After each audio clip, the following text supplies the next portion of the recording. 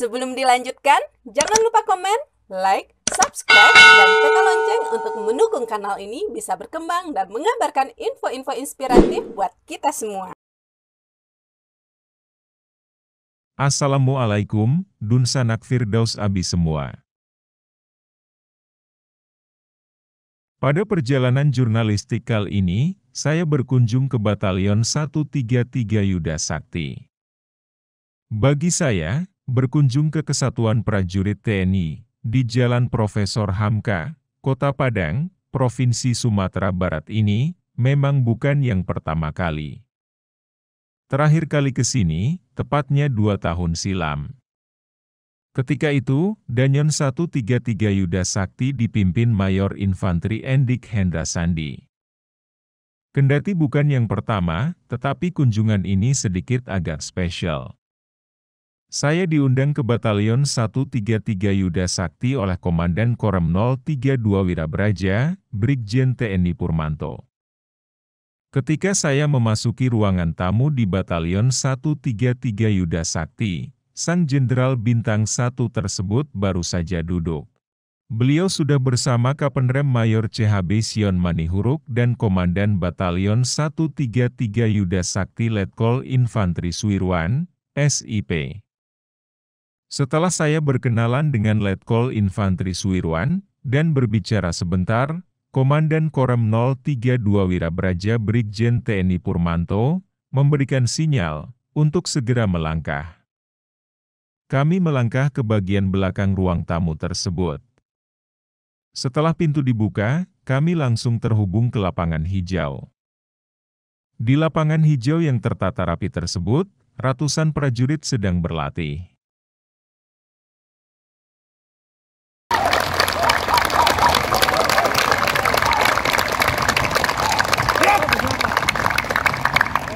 Siap, Prana! Siapa kamu?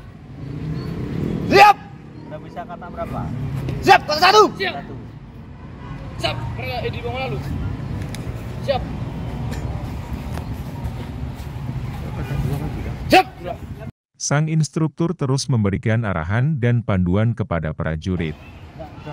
Pada kesempatan itu pula, Brigjen TNI Purmanto dan Letkol Infantri Suirwan masuk ke lapangan.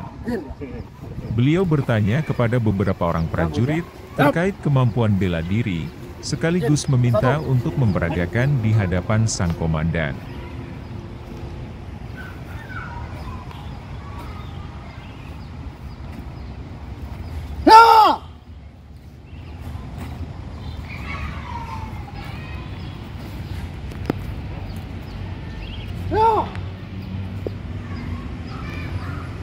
Bagi saya, lapangan di Batalion 133 Yuda Sakti ini tidaklah asing.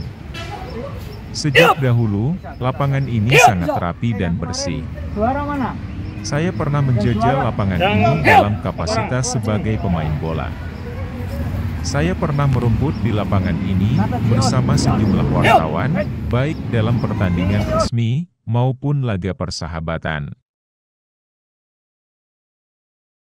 Perjalanan bersama Danrem 032 Wirabraja Brigjen TNI Purmanto serta Danyon 133 Yuda Sakti dilanjutkan dengan berjalan kaki, mengitari seluruh kawasan batalion, termasuk melintasi asrama yang ada di dalam wilayah batalion tersebut.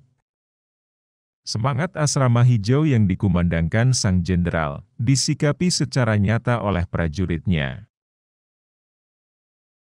Jadi kita sebenarnya bagian dari masyarakat, sehingga kita harus siap apabila suatu saat ditugaskan untuk bersama-sama masyarakat. Untuk itu, di batalion ini proses pembelajaran, karena setelah dari batalion ini, nanti anggota dia akan ditempatkan di Satkowil, sehingga harapan kami siapkan di batalion ini untuk anggota-anggota kami yang pindah ke Satkowil sudah siap, sudah punya bekal. Misalnya bertani padi, kita sudah buatkan deplot, kemarin sudah panen. Kemudian untuk perikanan kita juga sudah buatkan deplot untuk perikanan, mulai ikan lele, kemudian ikan patin, ikan nila, itu kita buatkan deplot itu supaya anggota belajar, termasuk pertanian, cabai kita sudah panen kemarin, cabai keriting sampai panen terakhir kemarin sekitar 50 kilo. Itu sudah 6 kali panen. 6 kali panen. Ya, panen awal 2 kilo, 15 kilo, 30 kilo sampai terakhir panen puncaknya. Tiap panen naik terus? Iya, tiap panen naik. Itu ada di kompi C. Ada juga terong, ada di kompi A, kita buat juga. Jadi Ayam kabarnya juga sudah panen kan? ayam sudah panen kita. Kemarin ada yang beli, kebetulan yang beli juga langsung datang ke sini survei. Nah, itu pada dasarnya sasaran kami yang utama merubah mindset prajurit, bahwasanya prajurit itu bagian dari masyarakat, sehingga harus siap suatu saat ditugaskan di masyarakat. Apalagi kita mau berangkat ke Papua, nanti kan bergabung dengan masyarakat. Setiap pekarangan tak hanya ditumbuhi tanaman hijau, tetapi juga dikelola sedemikian rupa, sehingga menjadi pekarangan produktif. Tadi juga dilihat ada yang dikelola oleh kesatuan, Ya. ada yang dikelola tiap rumah kayaknya tadi. Oh iya, Ini tidak benturan dalam tugas sebagai prajurit, tugas mengelola perkebunan, peternakan kesatuan dan pribadi. tidak. Gimana? Jadi kalau untuk satuan kita buatkan depot-depot, nanti petugasnya bergantian. Oke. Petugasnya bergantian sehingga masing-masing satuan, kompi, dia bisa tahu, merasakan. Kalau yang pribadi itu pengembangan dari ilmu yang dia dapatkan di deplot. Nah, seperti bebek ini sudah banyak yang ini, sudah banyak yang panen dan sudah banyak menghasilkan Yang untuk pribadi. perorangan. Oh, oke. Untuk perorangan itu dikembangkan di lingkungan masing-masing, di asrama masing-masing. Nah, kalau untuk deplotnya kita buatkan di markas komando batalion di sini di Air Tawar ini.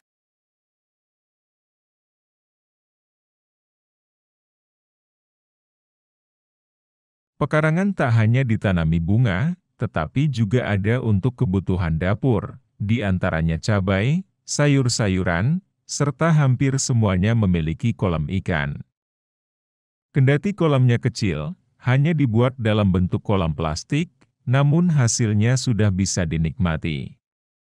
Keluarga prajurit tidak perlu beli cabai, sayuran dan ikan keluar dari asrama, tetapi sudah tersedia di pekarangan masing-masing.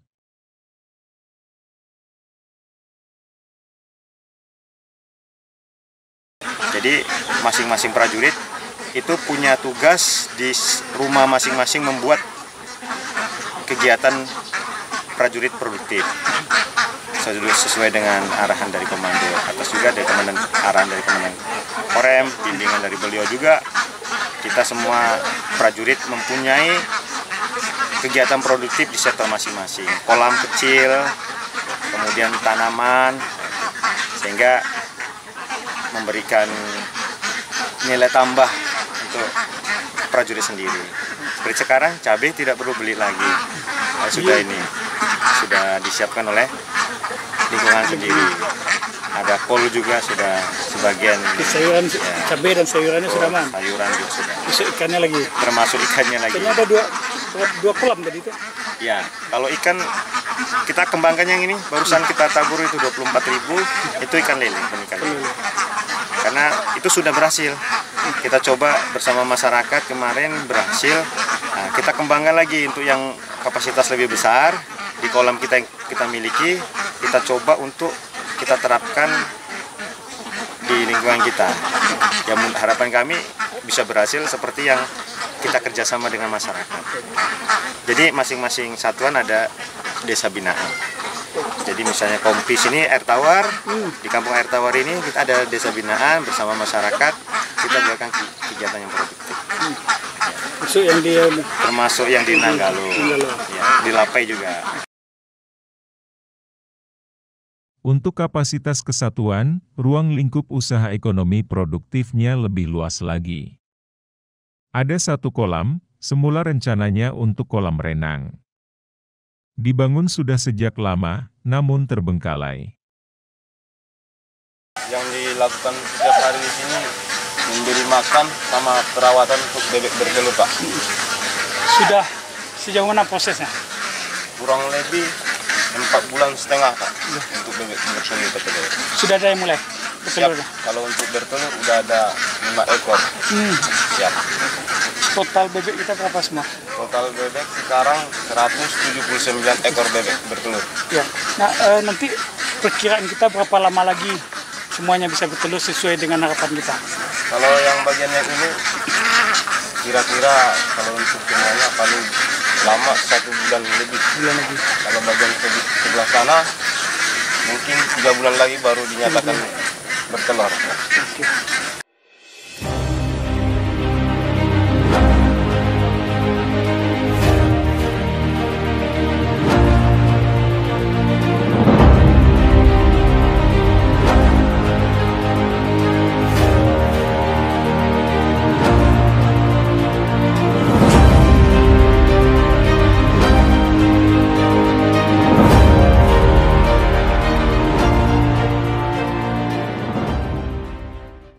Selamat sore Komandan. Mohon izin Komandan melaporkan untuk saat ini kami melaksanakan proses panen bebek pedaging di rumah saya, yaitu di asrama militer Kopi Bantuan. Di sini proses panen bebek ini umurnya sekarang sudah umur 57 hari Komandan, dengan bobot rata-rata sudah mencapai rata-ratanya 1,3. Ada yang 1,2, ada yang 1,3, dan ada yang 1,4 Komandan. Nah, di sini masih dalam proses penangkapan untuk masuk ke keranjang. Nanti kita akan mencoba timbang total berat seluruhnya dikali dengan harga per kilonya Komandan.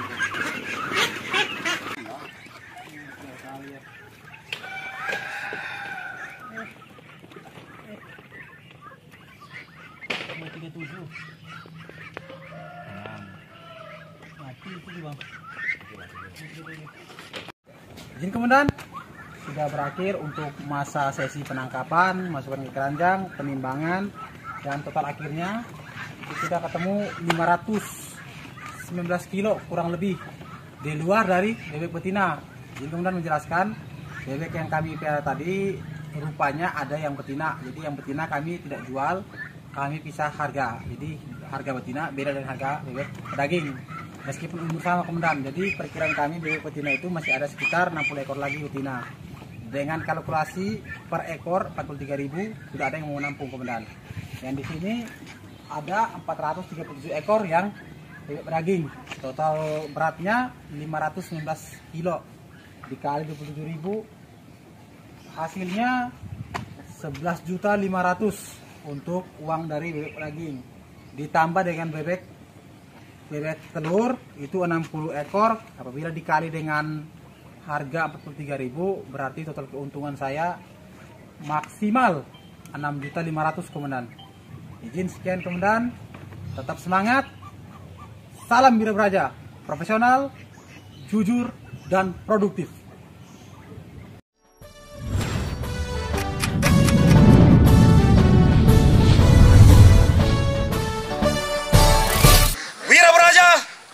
Profesional, jujur, dan produktif. 133, tetap semangat. Sampai jumpa.